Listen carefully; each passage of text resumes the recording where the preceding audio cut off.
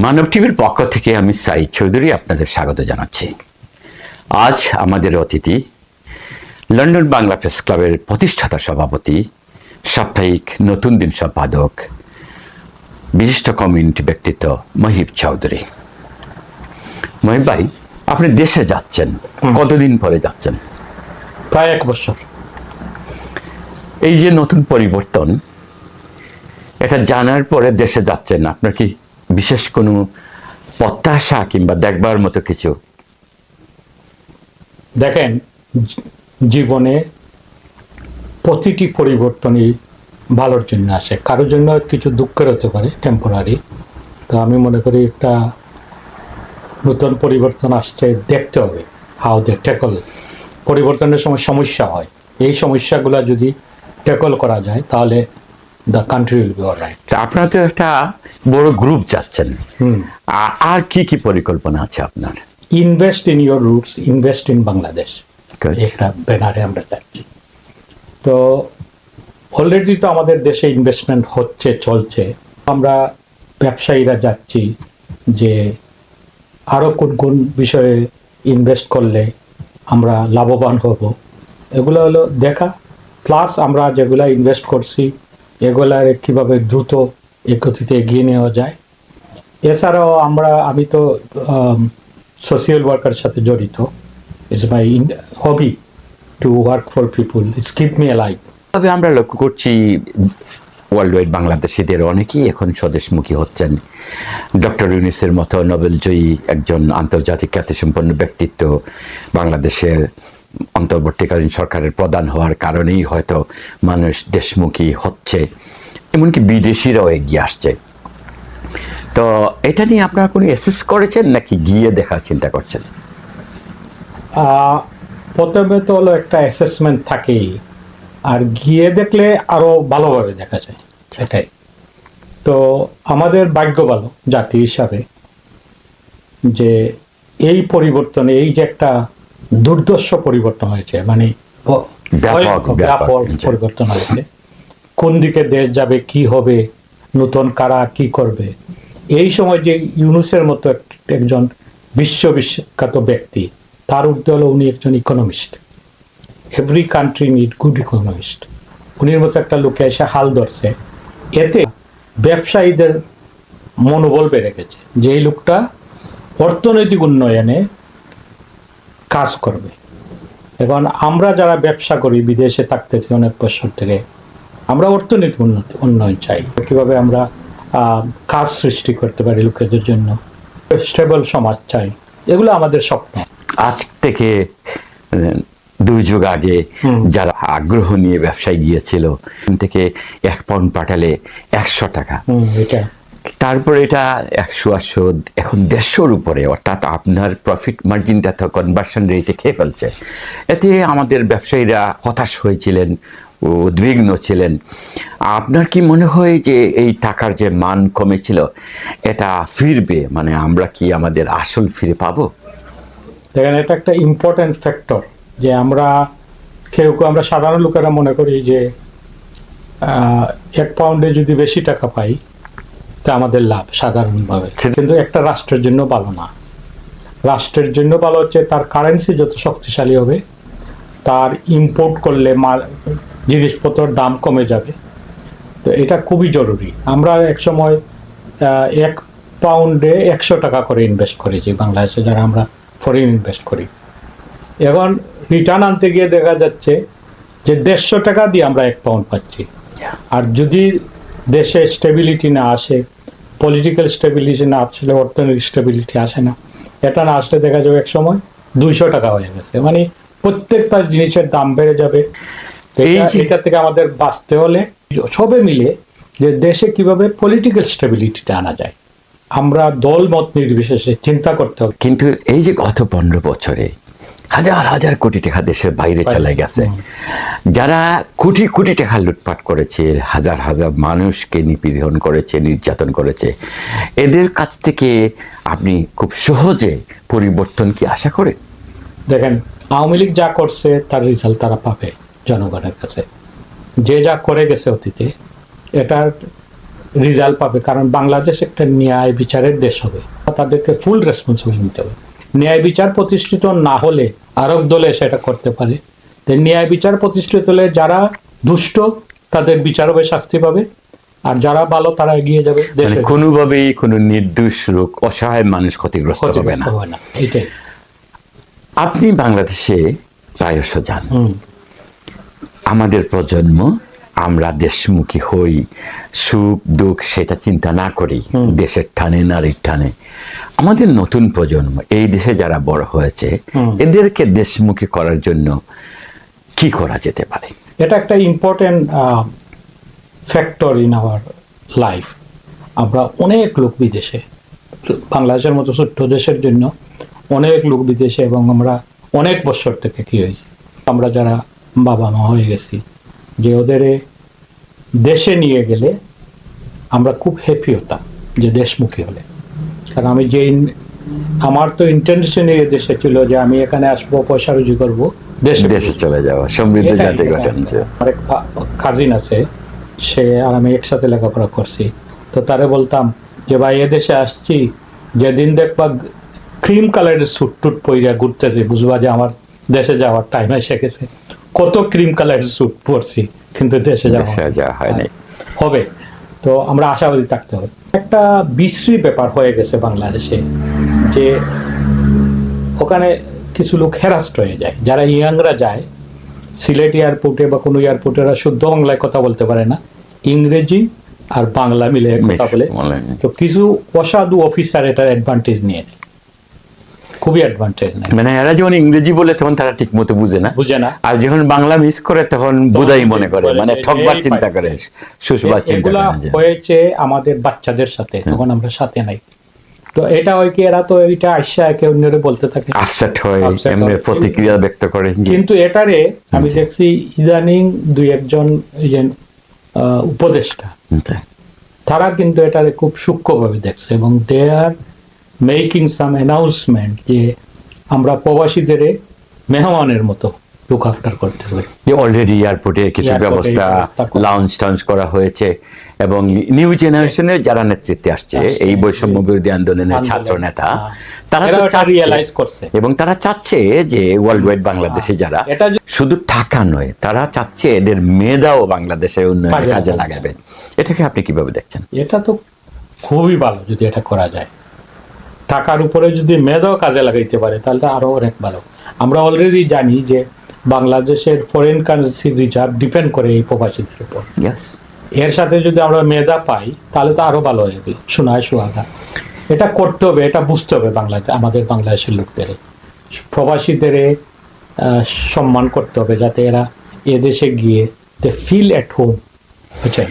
আপনি বাংলাদেশে অনেক সেবামূলক কার্যক্রমের সাথে জড়িত, বিশেষত শিক্ষার উন্নয়নে আপনারা কাজ করেন।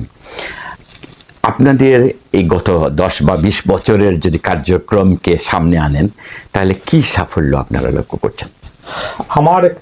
এটা আমি বলবো আমার অনেকগুলা সাফল্যের মধ্যে একটা বড় সাফল্য এবং তৃপ্তি একটা বড় ব্যাপার আছে। যে আমরা বলতাম যে আমরা যদি শিক্ষায় আমাদের সমাজকে এগিয়ে নিতে পারি তাহলেই সত্যিকারের উন্নয়ন হবে। এই জন্য আমরা প্রথমে এলাকা ভিত্তিক করছি, কারণ আপনি তো সমস্ত দেশকে আমরা লন্ডনে বসে চেঞ্জ করতে পারি। তো আমরা একটা এডুকেশন ট্রাস্ট করলাম বড় মাপের, ওইটার থেকে যারা গরিব মেধাবী ছাত্র তাদের আমরা সাহায্য করা আরম্ভ করলাম, তাদের উৎসাহিত করলাম, তাদের সার্টিফিকেটগুলো আমরা মিনিস্টারদের দিয়ে হাতে দিতাম। প্রায় 20,000 ছেলেপেলেরা আমার হাতে দিয়েছি। এই ট্রাস্ট ইজ স্টিল ওয়ার্কিং। এই জন্য উৎসাহিত আর মেধাবী এরা অনেক ভালো জায়গায়, আর এই সামান্য সাপোর্টটার জীবন কিন্তু বদলে দিয়েছে। সামান্য সাপোর্ট, এইটা একটা বড় ব্যাপার। আমরা সবে যার যার তৌফিক যেটারে বলি অনুযায়ী সাধ্য মতো আমরা এডুকেশনের জন্য সাহায্য করতে হবে। সবচেয়ে বড় হেল্প হতে হবে একটা জাতির জন্য এডুকেশনে সাহায্য করা। বাংলাদেশের এই যে পট পরিবর্তন, এই পরিবর্তনে মানুষ খুব দ্রুত আশাবাদী হয়ে উঠেছিল, কিন্তু গত 3-4 দিনে যে ঘটনা ঘটে গেল, বিশেষত ইসকন নিয়ে, এই ঘটনাগুলো একটু উদ্বেগের কারণ হয়েছে। বিভিন্ন ধরনের খবরাখবর দেশে বিদেশে বেরোচ্ছে। এই সম্পর্কে আপনার কি চিন্তা ভাবনা? দেখেন, আমরা এগুলার সবগুলার রুটস দেখতে হবে। আমাদের দুর্ভাগ্য যে ইন্ডিয়ার মতো বিরাট একটি দেশ, কানাডার সমান বলতে গেলে, এই দেশটা ওই ধর্ম নিয়ে শুধু মারামারি করে, যার ফলে তারাও অগ্রসর হচ্ছে না তেমন। কানাডার মতো বা আমেরিকার মতো সাকসেস আসে নাই।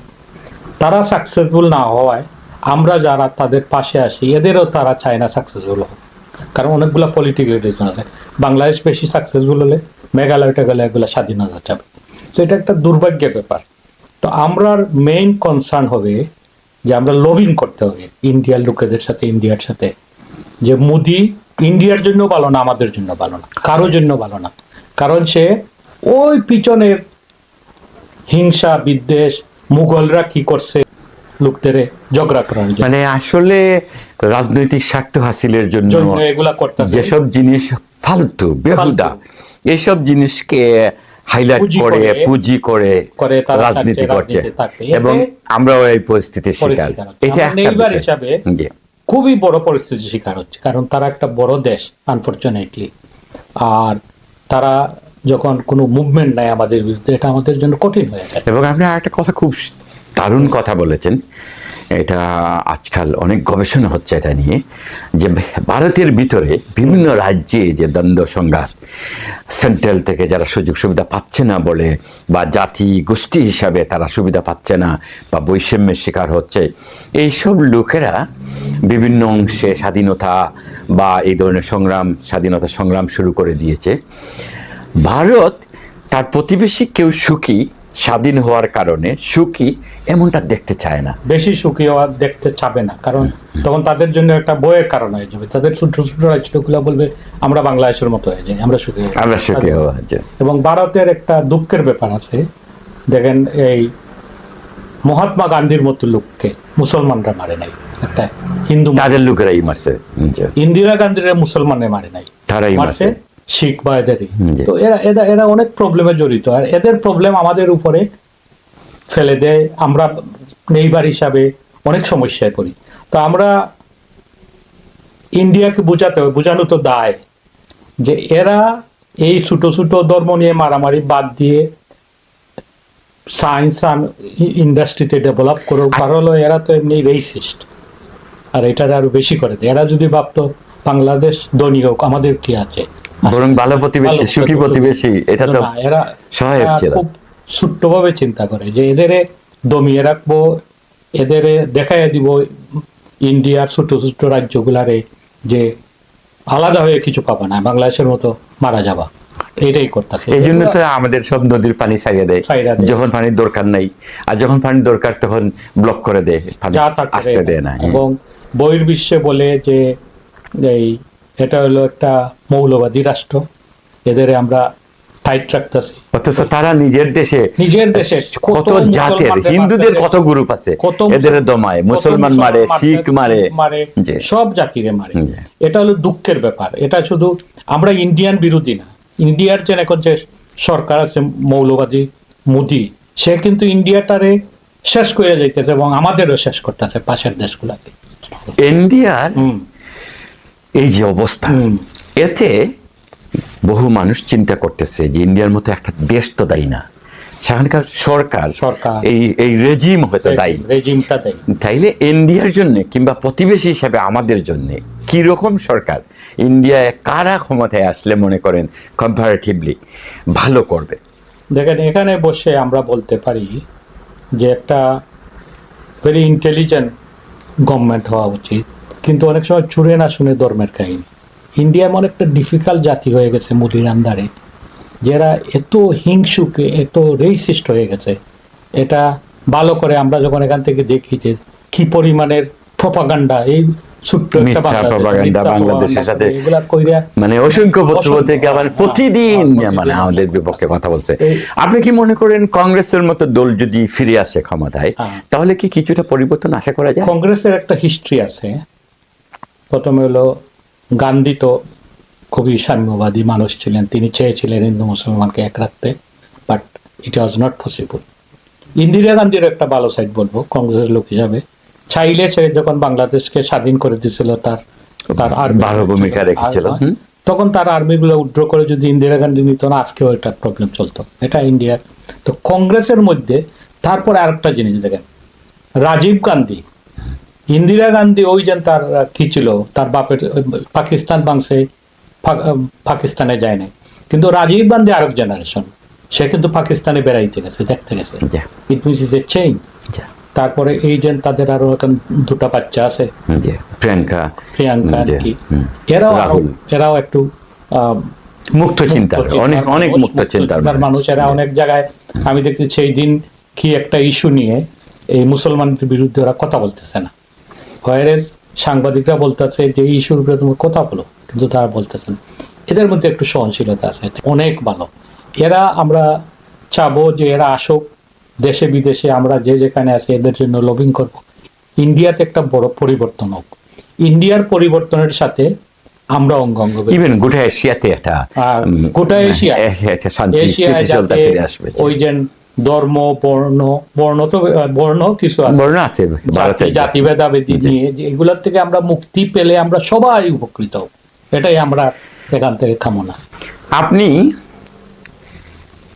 সাংবাদিকতা এলেন, নতুন দিন প্রতিষ্ঠা করলেন, সারা জাগালেন, প্রেস ক্লাবে আপনি ফাউন্ডার প্রেসিডেন্ট ছিলেন। একজন ব্যবসায়ী হিসাবে সাংবাদিকতায় আসার কথাটা কিভাবে আপনার মনে আসলো?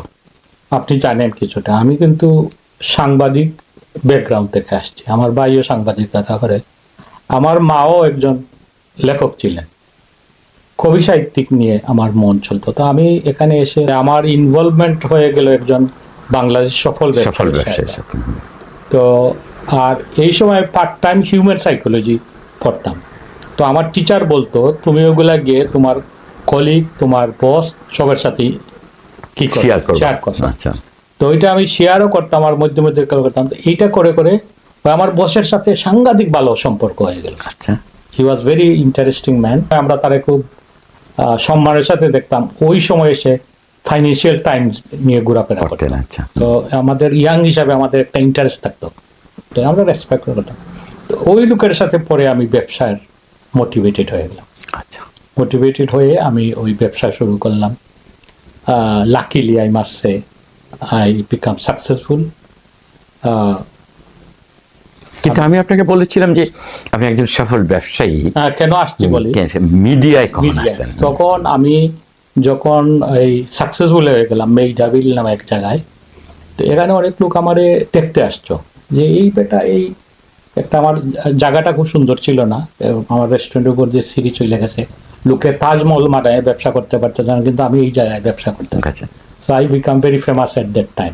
তো এই সময় আমি তো এই এলাকার মধ্যে একটু কি হয়ে গেলাম, ফেমাস আলোচিত হয়ে গেলাম। তো ওই সময় একটা স্টুডেন্টের থেকে তাকে লিগ্যাল করার জন্য হাই কমিশনারের একটা লোক পলিটিক্যাল অ্যাটাচি, আচ্ছা, তো উনি ওরে লিগ্যাল করে দিবেন বলে কাজের মাধ্যমে পয়সা খেয়ে নিয়ে, তো তারপরে উনি তারে লিগ্যাল করতে পারেন না, মানে তারে একটা জব দিয়েছেন day to day job, R permanent job না হলে তখন কি দিত না, লিগ্যাল হতে পারে না। তো এইটা নিয়ে যখন উনি স্ট্রাগলিং করতেছেন, এই সময় লেফটেন্যান্ট জেনারেল শওকত আলী, তখন হাই কমিশনার আসছেন, নতুন আসছেন শওকত আলী, ওখানে এসেই এগুলা রিভিউ করলেন এবং বললেন যে এই লোকটাকে তো আমরা জব দেই নাই, এটা তো একটা ডে টু ডে জব। আচ্ছা, ওটা টেম্পোরারি জব। তিনি হোম অফিসকে জানিয়ে দিলেন। তো হোম অফিস উনি ওই লোকটাকে রিফিউজ করে দিল। দেওয়ার পরে বেশ পয়সা, ওই সময় 8,000 পাউন্ড, আজ থেকে কত 30 বছর আগে, লট অফ মানি। একটা স্টুডেন্টের জন্য তো অনেক পয়সা। বেচারা কান্নাকাটি করতেছে সবার কাছে যে আমার পয়সাও নিচ্ছে, আমার জব দেয় নাই। তখন সবাই ইনভলভ হওয়ার পরে আমার পরবর্তীতে আমার বন্ধু হয়েছে এম এ মতিন, ওই এলাকার একজন তুকুর কি ছিলেন কি কমিউনিটি ওয়ার্কার, আর থারামিয়া খুব সফল ব্যবসায়ী। তো ওরা দুই রোজ চিন্তা করলো যে মহিব চৌধুরীও নেই হায়ার করে, এটাই মানে প্রতিবাদ শক্তিশালী হওয়ার জন্য। তো আমারে তারা এসে গাড়ি দিয়ে দিল। ওগুলো আমি কথাবার্তা শুনি তো ইয়াং, এটা ওদের সাথে ইনভলভ হয়ে গেলাম এই ইস্যুতে। ইনভলভ হয়ে আমরা এই সভা সমাবেশ এগুলার নিউজ টিউজ, তখন আমি নিজেও আমার ভাই তো লেখালেখি করতো, আমার প্রেস রিলিজটা লিখতে দিতাম। প্রথম প্রেস রিলিজটা নিয়ে গেলাম আমরা এই জনমতে। তো জনমতে নিয়ে যাওয়ার পরে জনমতের এই লোকটা দেখলো, দেখে বলল, একটু দুঃখ দিল আমাদের যে আপনাদের সিলেটিদের কারবার, টাকা পয়সার ঝামেলা, এগুলা নিউজ আমরা ছাপাবো না, গভর্নমেন্টের বিরুদ্ধে আমরা এগুলা ছাপাবো না। তো আমরা একটু কষ্ট পাইলাম। তো সুরমার কাছে গেলাম, তো সুরমায় ছিল বাসন ভাই। তো বাসন ভাই তো খুব বুদ্ধিমান মানুষ, আমাদের বসালো, চা খাওয়ালো, বলল যে এই নিউজটা আমরা লিখতে পারবো না, কারণ এখন যে এরশাদ সরকার আছে ভেরি প্রভাবশালী অলরেডি। আচ্ছা, তো উনি তাদের লোকজনে আছে, এরপরে উনি ভদ্র মহিলা, এখন মালিক, উনি কষ্ট পায় এগুলা যদি লোকেরা গালাগালি করে, কি হুঙ্কার দেয়। তা আপনারা এক কাজ করেন, বলল যে এই জাগরণ পত্রিকায় আছে আব্দুল গফফার চৌধুরী, তে উনির কাছে যান, উনি এরশাদ বিরোধী, মানে কাটা দিয়ে কাটা তোলা যাবে। তো আমরা গেলাম, আব্দুল গফফার চৌধুরী আমরা জানতাম, ফার্স্ট টাইম সামনাসামনি গেলাম। তো উনি যেন একটা না পাই একটা জিনিস পাইলো, চাপটা মারি ধরলো, কইলো আমি এটা ছাপবো। সে ঠিকই ছাপলো, আরো গোসা মাজা করে ছাপলো, বিগ নিউজ। তারপরে একটা গেল, এরপরে আর একটা দিলাম, দুইটা সে ছাপলো, আর আমরা তো তার জয় জয়কার, যে কি করতে সাহসী লোক। তো এমবেসির বিরুদ্ধে নিউজ করলে এখানের লোকেরা তখন পড়তো, এমবেসির উপরে খুব ছিল লোকেদের, সবসময় থাকে, যেকোনো আছে মনে হয়। আমাদের একটা পার্টনার আছে খুররুম মতিন, সে নন সিলেটি আমার পার্টনার ছিল। তো খুররুম মতিনের সাথে তার পরিচয়, আমার সাথেও তার পরিচয় হয়ে গেল। 3 নম্বর মিটিং এ যখন তখন আমাদের কি টার্ন আউট বাইরে গেল, ক্যাম্পেইন বড় হয়ে গেল, নিউজ পেপারের ফ্রন্ট পেজ নিউজ হয়, সব ছবি টবি দিয়ে, এদিকে লুকো বেশি আস্তে আস্তে জমজমাট হয়ে গেছে। আর তারপরে হইলো গিয়ে হাই কমিশন বিরোধী, এরশাদ বিরোধী, দুইটা। আর গফফার ভাই তো আরো ঢুকাই দেয়, বুঝছেন। এরপরে 3 নম্বরটা যখন নিয়ে গেলাম, তখন গফফার ভাই বললো যে মহিব আমি আর পারবো না, কারণ আমাদের কি কেউ থ্রেট করছে মালিককে।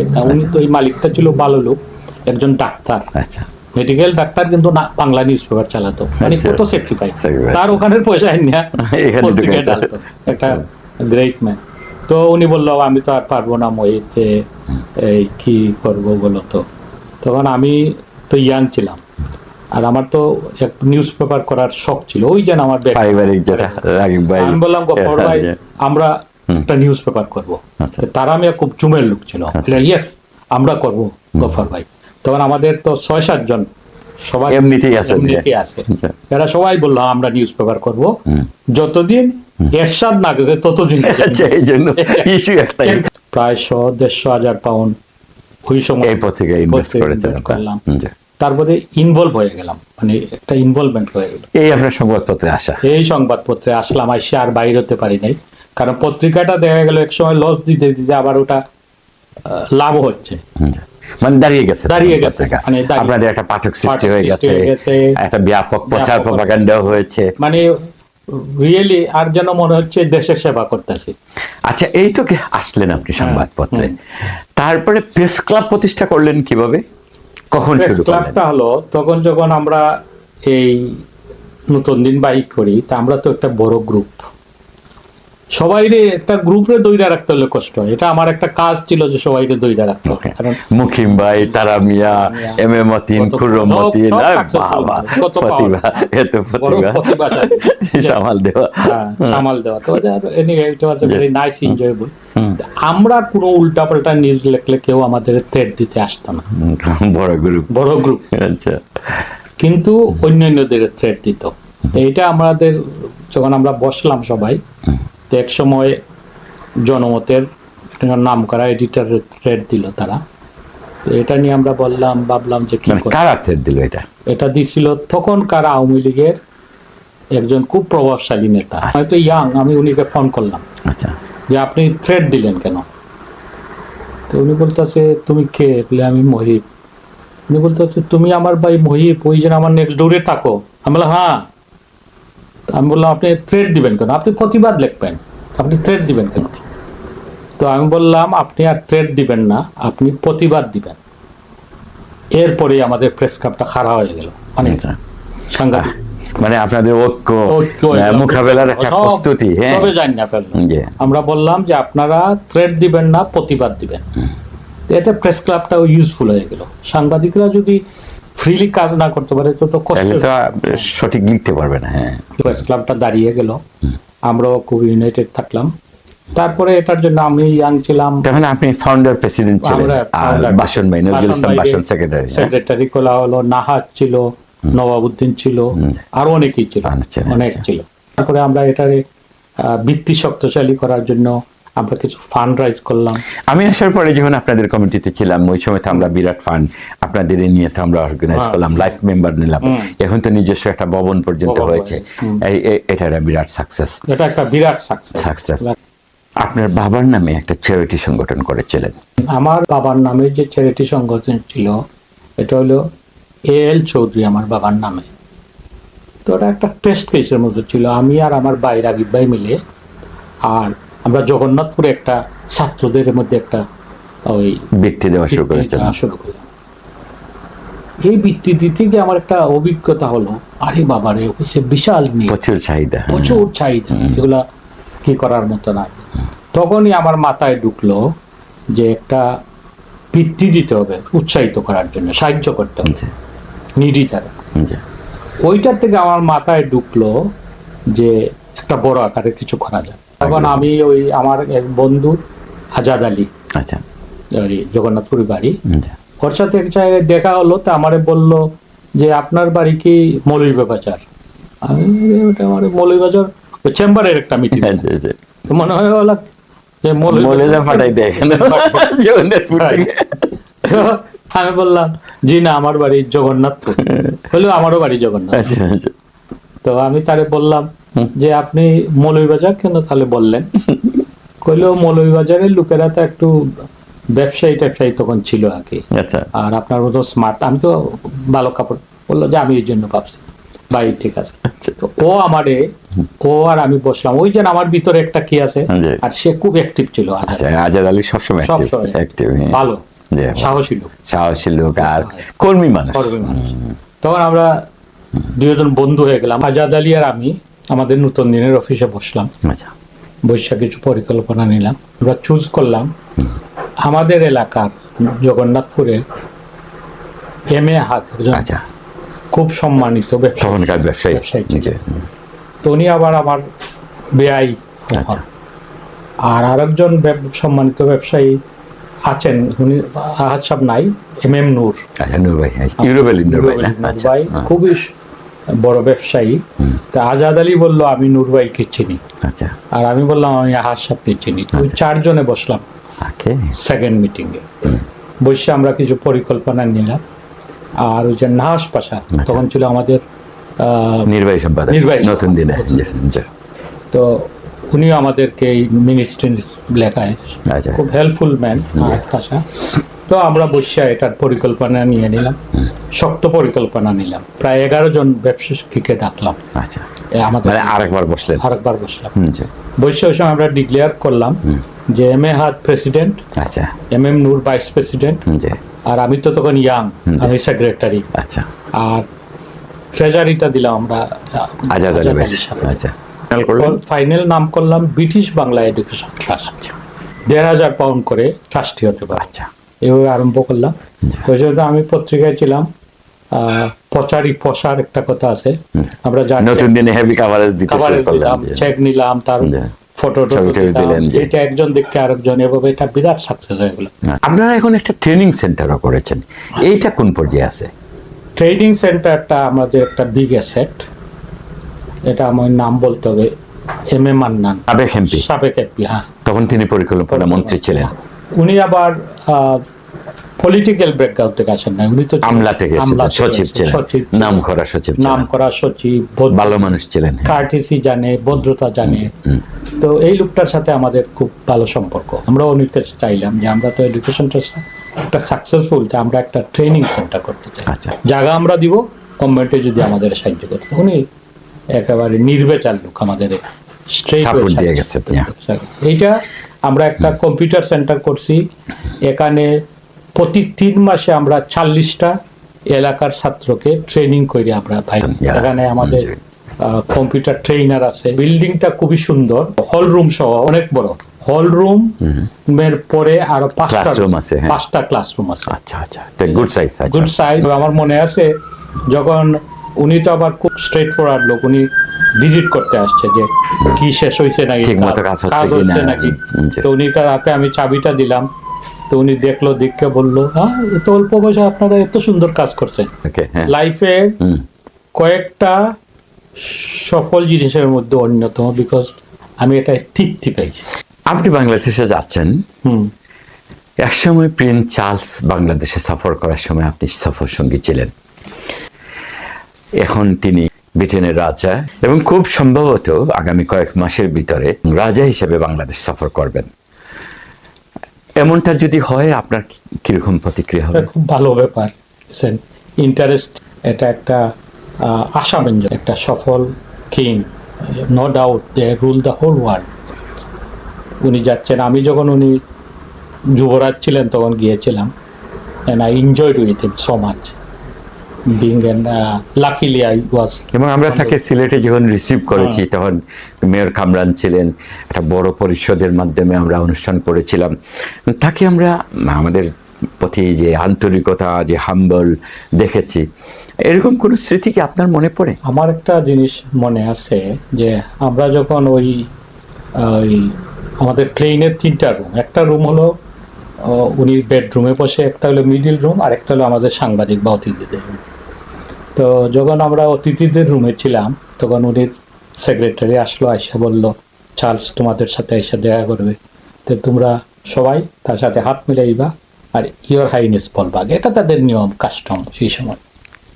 তো আমি তো এই সময় একটু ইয়াং ছিলাম, তো আমি চিন্তা করলাম যে দেখি, আমার তো মাথা না, এটা আমাদের কাস্টমে বা আমাদের রিলিজনে নাই। সবার সঙ্গে হাত মিলিয়ে যাইতেছেন উনি। তো আমি যখন আসলাম তো আমার নাম বললাম, ময়ূর চৌধুরী। আমি আর কল্লাটা নিচু করে নিই। Very clever man, you must be Muslim. আমি বললাম ইয়েস, ইউর হাইনেস।